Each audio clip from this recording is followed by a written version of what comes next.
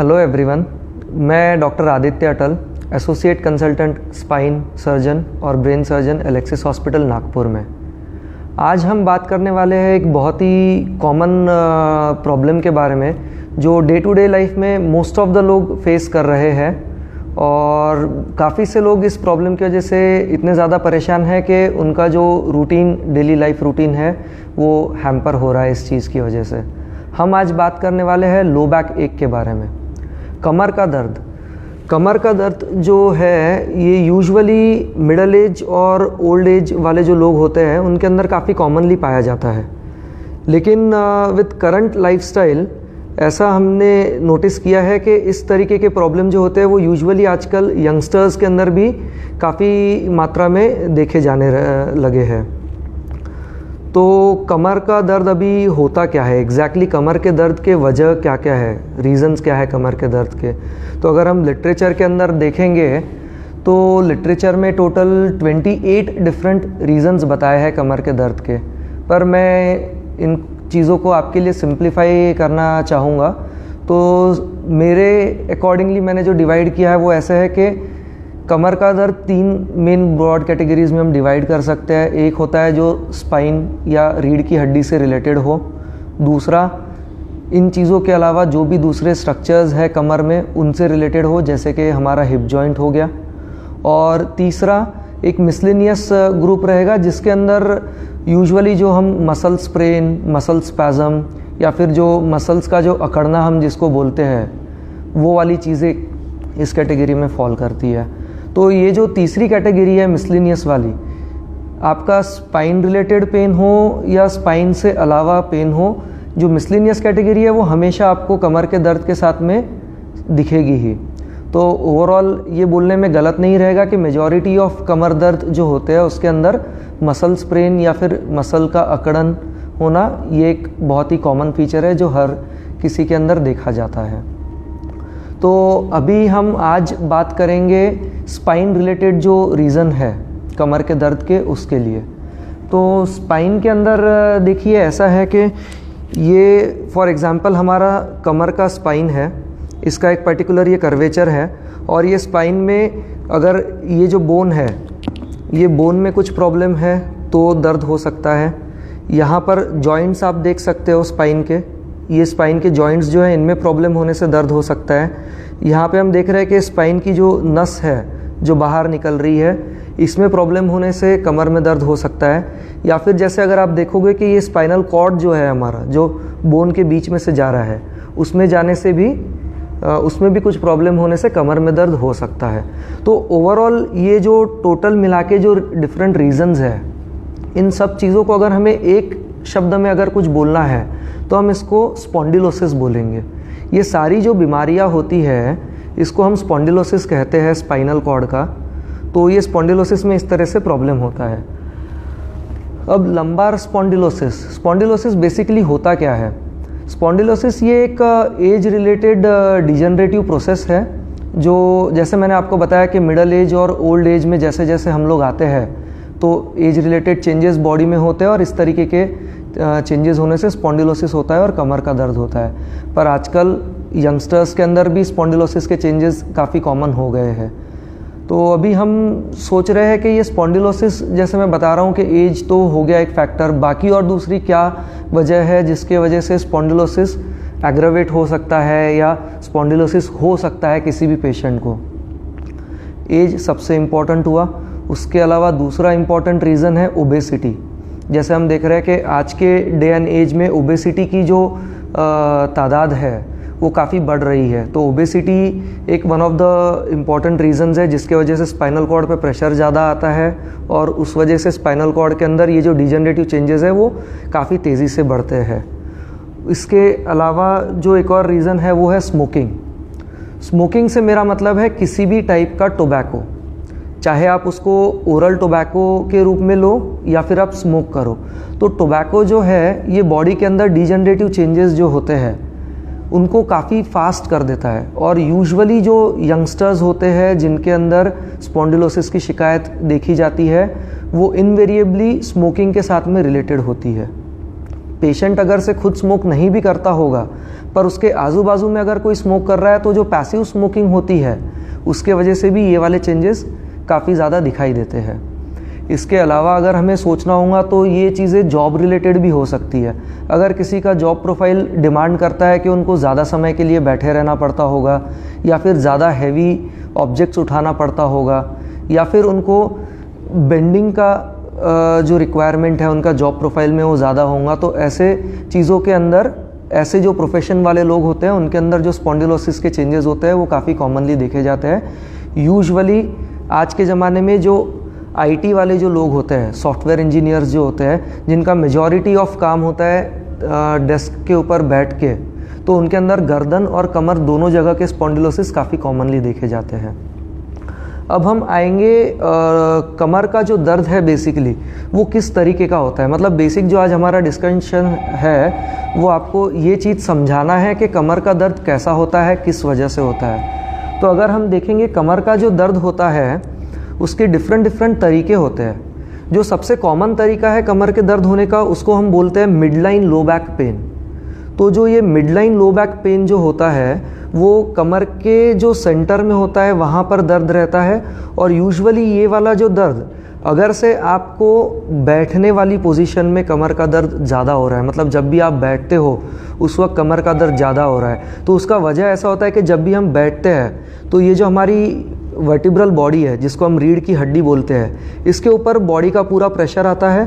और वो प्रेशर के वजह से जो दो रीढ़ के हड्डियों के बीच में जो ये डिस्क है, ये डिस्क जो है ये अंदर की तरफ प्रेशर क्रिएट करती है जो स्पाइनल कॉर्ड के ऊपर दबाव डालती है, और इस दबाव के आने के वजह से सेंटर में हमें दर्द होता है। ठीक है, ये हुआ बैठने पे कमर दर्द। अगर से आपको कमर दर्द चलते वक्त या खड़े होते वक्त ज़्यादा हो रहा है तो उसका क्या रीज़न है, उसके क्या इम्प्लीकेशंस है। यूजुअली जब पेशेंट को स्पॉन्डिलोसिस हो जाता है और ऐसे सिचुएशन में जब वो खड़े रहते हैं, तो जब खड़े होते हैं तो जो टोटल स्पेस है अंदर स्पाइनल कॉर्ड के लिए वो रिलेटिवली कम होती है। तो इस वजह से जो प्रेशर होता है स्पॉन्डिलोटिक चेंजेस के वजह से वो स्पाइनल कॉर्ड के ऊपर इफ़ेक्ट दिखाता है, और उस वजह से कॉर्ड जो है उसके दबाव होने से दर्द होता है। ऐसे वाले यूजुअली पेशेंट्स होते हैं जिनको जब वो बेंड करते हैं, तो जब हम बेंड करते रहे हैं तो अगर आप देख रहे होंगे कि ये बेंडिंग मूवमेंट के अंदर जो जॉइंट्स है वो ओपन अप हो रहे हैं, और ये जॉइंट्स के ओपन अप होने की वजह से अंदर स्पेस बढ़ जाती है और बेंड करने पे जो कमर का दर्द है वो रिलीव हो जाता है। ये हुआ दूसरा टाइप। इसके बाद में तीसरा टाइप जो होता है कमर के दर्द का वो ऐसा हो सकता है कि जब आप बेंड कर रहे हो उस वक्त कमर का दर्द आपको ज़्यादा रहेगा। तो बेंडिंग पोजीशन में कमर का दर्द ज़्यादा रहना ये बहुत ही स्वाभाविक है और बहुत ही कॉमन है, क्योंकि अगर आप फॉर एग्जांपल अगर देख के चलो, जैसे मैं आपको बता रहा हूँ कि ये नॉर्मल स्पाइन का अपना पोस्चर है जो इस तरीके से है। ठीक है, तो जब हम बेंड कर रहे हैं तो आप अगर नोटिस कर रहे होंगे ये जो बेंड वाला जंक्शन है यहाँ पर प्रेशर आ रहा है। तो यूजुअली बेंडिंग मूवमेंट के अंदर यहाँ पे जो प्रेशर आ रहा है, ये जो प्रेशर होता है ये आपके बेंड करने से स्पाइनल कॉर्ड के ऊपर आता है, और ये जो एक्स्ट्रा प्रेशर होता है ये प्रेशर के वजह से जो डिजनरेटिव चेंजेस है स्पाइन के अंदर वो ज़्यादा फास्ट होते हैं, क्योंकि स्पाइन के ऊपर जो स्ट्रेस होता है वो बढ़ जाता है बेंडिंग मूवमेंट के अंदर। इसके अलावा जो दूसरे रीज़न्स होते हैं कमर के अंदर दर्द जो होता है, यूजुअली कभी कभार ऐसा होता है कि किसी एक पर्टिकुलर साइड में कमर का दर्द हो रहा है, आपको मिड लाइन में नहीं होता है, तो उसका बहुत ही कॉमन सा एक्सप्लेनेशन रहेगा कि ये जो आपके जॉइंट्स है यहाँ पर पीछे, ठीक है, अगर आपके राइट साइड के जॉइंट में प्रॉब्लम है तो हो सकता है आपको राइट साइड में प्रॉब्लम हो रहा है, लेफ़्ट साइड में जॉइंट में प्रॉब्लम है तो लेफ़्ट साइड के अंदर प्रॉब्लम रहेगा। ठीक है, इसके अलावा जो बहुत ही कॉमन पेन हम लोग महसूस करते हैं कमर के दर्द के अंदर, जिसे हम सियाटिका बोलते हैं। सियाटिका में ऐसा होता है कि कमर का जो दर्द होता है वो सीधे से लेके कमर के पीछे के साइड से नीचे की तरफ जाता है। तो यूजुअली ये जो टाइप का दर्द होता है उसके अंदर ऐसा होता है कि यहाँ जैसे आप देख रहे हैं कि ये जो नस है, अगर से ये नस को इधर जो डिस्क है अगर वो दबाए, ये डिस्क अगर इसको दबाए तो एक साइड के अंदर इलेक्ट्रिक करंट जैसा दर्द आपको महसूस होगा। या फिर ये जो आप होल देख रहे हैं जिसको हम न्यूरल फोरामेन बोलते हैं, जिसके अंदर से नर्व बाहर निकलती है, इसका साइज़ अगर से छोटा हो जाता है। अगर ये सिकुड़ जाए, ये सिकुड़ेगा क्यों? तो ये स्पॉन्डिलोटिक चेंजेस की वजह से सिकुड़ेगा, तो उस वजह से इसके ऊपर प्रेशर आ जाएगा और आपको इलेक्ट्रिक शॉक जैसा जो सियाटिका का दर्द होता है वो होना शुरू हो जाएगा। काफ़ी से पेशेंट्स ऐसे भी होते हैं जिनको इस तरीके का जो दर्द होता है वो दोनों साइड में होता है। तो बहुत ही ऑब्वियस रीज़न है कि दोनों साइड के जो ये जो फोरामेन है जहाँ से नर्व निकल रही है वो कॉम्प्रोमाइज़ अगर हो रहे हैं तो ऐसे सिचुएशन में दोनों साइड से ये वाला दर्द रहेगा। तो ये तो हो गए डिफरेंट टाइप हमारे, जिसके अंदर कमर का दर्द क्यों हो रहा है, कैसे हो रहा है, हमने बात की है।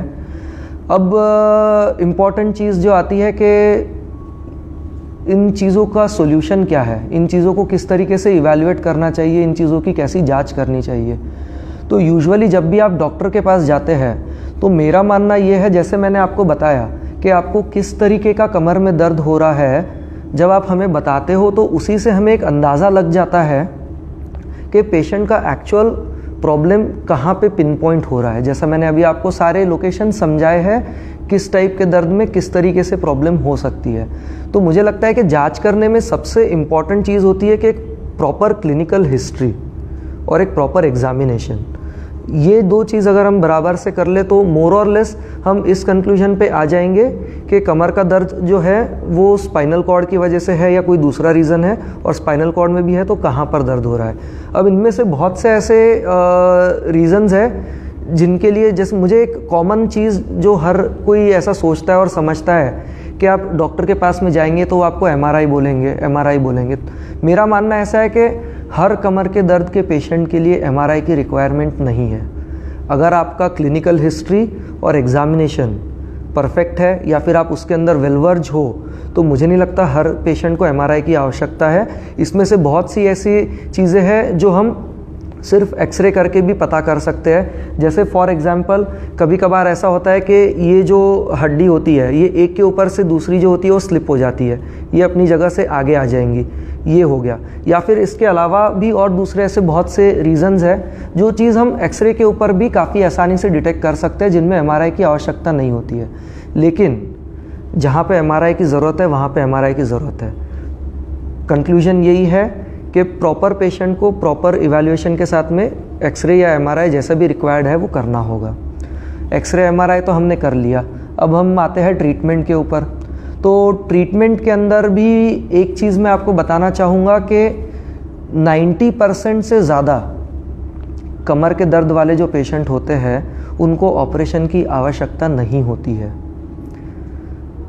जो ट्रीटमेंट के जो ऑप्शंस हैं हम उनको डिवाइड कर सकते हैं ऑपरेटिव और नॉन ऑपरेटिव में, और मेजॉरिटी लोग नॉन ऑपरेटिव कैटेगरी को बिलोंग करते हैं। लेकिन मुझे ऐसा लगता है कि ऑपरेटिव नॉन ऑपरेटिव से ज़्यादा इंटरेस्ट आपको ये चीज़ जानने में होगा कि किस टाइप की ट्रीटमेंट से आपको परमानेंट सोल्यूशन मिलेगा, किस टाइप की ट्रीटमेंट से आपको टेम्पररी सोल्यूशन मिलेगा। तो ऐसा है कि अगर से हम ऑपरेशन कर रहे हैं या आपको कमर के दर्द के लिए मेडिसिन्स दे रहे हैं या फिर कमर के दर्द के लिए फोरामिनल ब्लॉक हो गया, नर्व ब्लॉक हो गया, फैसेट जॉइंट ब्लॉक हो गया, बहुत सारे इस तरीके के ब्लॉक्स होते हैं, ये अगर हम आपको दे रहे हैं तो ये होते हैं टेम्पररी मेजर्स। इसके अंदर ऐसा होगा कि आपको दर्द के लिए दवा दी, दर्द कम हुआ, लेकिन ये दर्द दोबारा 100% वापस आएगा। ऑपरेशन किया लेकिन अगर से कुछ मेजर्स है वो नहीं लोगे तो ये दर्द दोबारा आएगा। तो ये हो गए temporary measures. Temporary measures acute conditions में इम्पॉर्टेंट है, जहाँ पे कुछ दूसरा और सोल्यूशन नहीं आ रहा है, इन चीज़ों को यूज़ किए बिना जहाँ हमारा काम नहीं चल सकता है वहाँ पे टेम्पररी मेजर्स हमको यूज़ करने पड़ेंगे। पर परमानेंट मेजर्स जो है वो काफ़ी इम्पॉर्टेंट है, और ये जो मेजर्स है ये आपको डिफ़ाइन करेंगे कि दोबारा से आपको कमर में दर्द होगा या नहीं होगा, जो कि मुझे लगता है आपके लिए सबसे इम्पॉर्टेंट है ये जानना कि मुझे ये प्रॉब्लम दोबारा होगी या नहीं होगी। तो परमानेंट मेजर्स जो होते हैं उसके अंदर सबसे इम्पॉर्टेंट होता है लाइफस्टाइल मॉडिफिकेशन, और दूसरा चीज़ होता है फिजियोथेरेपी। मैं समझ सकता हूँ कि ये चीज़ सुन के आपको ऐसा लगेगा कि आप जो बोल रहे हैं इसके अंदर फिजियोथेरेपी और लाइफस्टाइल मॉडिफिकेशन से कमर का दर्द जा सकता है क्या। पर टू बी रियली ऑनेस्ट, मैंने काफ़ी सारे केसेस देखे हैं जिनके अंदर प्रॉपर लाइफस्टाइल मॉडिफिकेशन और प्रॉपर फिजियोथेरेपी करने के वजह से ऑपरेटिव केसेस भी नॉन ऑपरेटिव कैटेगरी में फॉल कर सकते हैं अगर ये दो चीज़ के ऊपर प्रॉपर फोकस रहे तो आई एम श्योर आप लोग को क्यूरोसिटी हो रही होंगी कि ये मेजर्स क्या है, ये कौन से लाइफस्टाइल मॉडिफिकेशंस है जो आपको इस तरीके से बेनिफिट कर सकते हैं। तो इसके अंदर जो सबसे इम्पॉर्टेंट आता है लाइफस्टाइल मॉडिफिकेशन, वो 4 डिफरेंट कैटेगरीज़ है लाइफस्टाइल मॉडिफिकेशन के। मैं ब्रीफली आपको बताऊंगा उनके बारे में, ज़्यादा समय नहीं लूँगा। पहला जो चीज़ होता है वो है अवॉइड बेंडिंग। जैसा मैं थोड़ी देर पहले आपको एक्सप्लेन कर रहा था कि जब आप बेंड करते हो तो स्पाइनल कॉर्ड के ऊपर प्रेशर जो है वो ज़्यादा आता है। स्पाइनल कॉर्ड पे प्रेशर ज़्यादा आने से जो स्पाइनल कॉर्ड पे स्ट्रेस है वो ज़्यादा होगा, तो डिजेनरेटिव चेंजेस ज़्यादा होंगे। तो आपको बेंडिंग अवॉइड करनी है। फिर उसके बाद में प्रोलॉन्ग सिटिंग, जैसे मैंने जो एक जॉब प्रोफाइल बताया था कॉजेज़ में, जिन लोगों को भी प्रोलॉन्ग सिटिंग होता है उनमें ऐसा आता है जब भी बैठते हैं तो वज़न पूरा स्पाइनल कॉर्ड पे होता है, लेकिन हम जैसे ही खड़े हो जाते हैं तो वेट पूरा ट्रांसफ़र होकर पैरों में चला जाता है, तो जो स्पाइनल कॉर्ड है उसको आराम मिलता है। तो प्रोलॉन्ग सिटिंग को हमें अवॉइड करना होगा। अगर आपका जॉब डिमांड करता है तो आप एवरी 45 मिनट्स टू 1 आवर के अंदर एक 5 मिनट या 10 मिनट का ब्रेक ले सकते हो।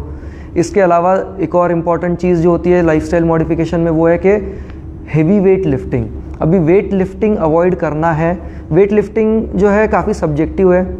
मेरे लिए मे बी 10 किलो वज़न उठाना एक बहुत बड़ा टास्क है, हो सकता है आपके लिए बहुत आसान टास्क है, पर मेरा बोलना ये रहेगा कि आपका जो कैपेसिटी है, अपने कैपेसिटी से 50% आप वेट उठाइए एक बार में, क्योंकि ज़्यादा वेट आप उठाते हो तो इन्वेरिएबली जो प्रेशर है वो स्पाइनल कॉर्ड पे आता है और उसके वजह से जो डिजेनरेटिव चेंजेस है वो ज़्यादा हो जाएंगे।